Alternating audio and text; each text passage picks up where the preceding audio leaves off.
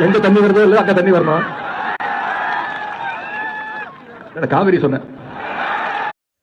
அண்ணன் உதயநிதி இன்னைக்கு மேடையில் பேசும்போது ரொம்ப அருவருப்பான ஒரு விஷயத்த அங்கே பேசியிருந்தாரு. குழாயில் தண்ணி வரும் அப்படின்ற மாரிலாம் ஒரு மாதிரி பேசுனது ரொம்ப அருவருப்பாக இருக்குது. ஏன்னு கேட்டால் ஒரு தலைவர், அவர் ஒரு கட்சிக்கான தலைவர். இப்போ அப்படின்னும் போது அந்த மாண்பு மனப்பான்மையும் அவர் வளர்த்துக்கணும். ஆனால் அதை விட்டுட்டு ரொம்ப தரைக்குறவாக பேசுகிற மாரி ஒரு மாதிரி பேசுறது ரொம்ப அருவருப்பாக இருக்குது. மக்கள் ஒரு முறை மாற்றி ஓட்டு போட்டிருக்காங்க, அவ்வளோதானே தவிர அந்தமாரி மக்கள்கிட்ட போயிட்டு இதுமாரி டபுள் மீனிங்கில் பேசுறது, அவங்களை கொச்சப்படுத்தும் விதமாக பேசுறது, அதெல்லாம் பார்க்கும்போது ரொம்ப அருவருப்பாக இருக்குது. இதெல்லாம் வந்து கொஞ்சமாச்சு தெரிஞ்சுக்கணும். மக்களுக்கு எப்படி பேசணும் அப்படின்னு புரிஞ்சுக்கிட்டு பேசணும். திமுகனாலுமே ஆபாசமாக பேசுகிறவங்க அப்படின்றது தான் எல்லாருக்குள்ளேயும் ஓடிக்கிட்டு இருக்குது. இப்போ அவரு பண்ணதும் பார்த்தீங்கன்னா அப்படி தான் இருக்குது.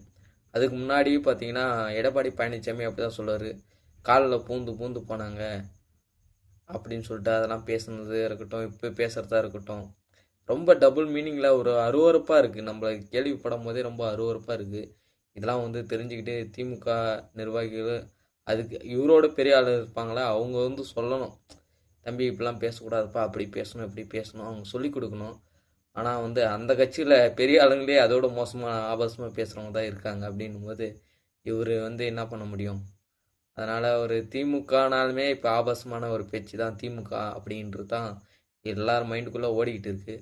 அதையே சொல்லும் விதமாக தான் இன்றைக்கி உதயநிதி ஸ்டாலினோட பேச்சே இருந்துச்சு. அதனால் கொஞ்சம் மாற்றிக்கிட்டு மக்களுக்கு பிடிச்ச மாரி, ஏன் வந்து மக்கள் நம்ம ஆட்சியை விட்டுட்டு இப்போ விஜய்க்கு ஓட்டு போட்டாங்க அப்படின்னு தான் அவங்க யோசிக்கணுமே தவிர, அதெல்லாம் விட்டுட்டு குடும்பத்தை வச்சு அரசியல் பண்ணுறது, அப்புறம் இந்தமாரி டபுள் மீனிங்கில் பேசுறது, இதெல்லாம் வந்து பேசினா மக்கள் நம்பி ஓட்டு போட்டுருவாங்க அப்படின்னு நினைக்காதீங்க. ஏன்னா மக்கள் வந்து ரொம்ப தெளிவாக இருக்காங்க. இப்போ விஜய் தப்பு பண்ணியிருந்தாலும் மக்களை கேள்வி கேட்குறாங்க.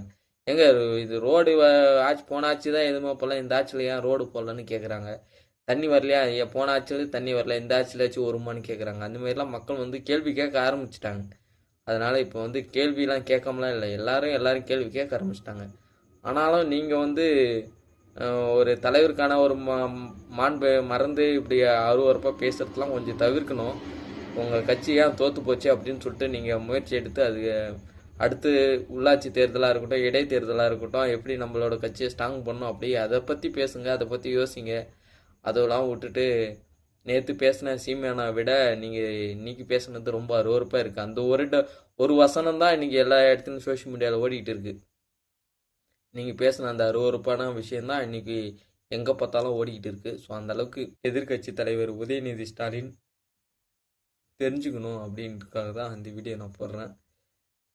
ஆபாசமாக எல்லாருக்கும் பேச தெரியும், எல்லாருக்கும் வாய் இருக்குது. ஆனால் வந்து நம்ம எப்படி பேசணும் அப்படின்றது தான் நம்மளோட எண்ணமாக இருக்கணும்.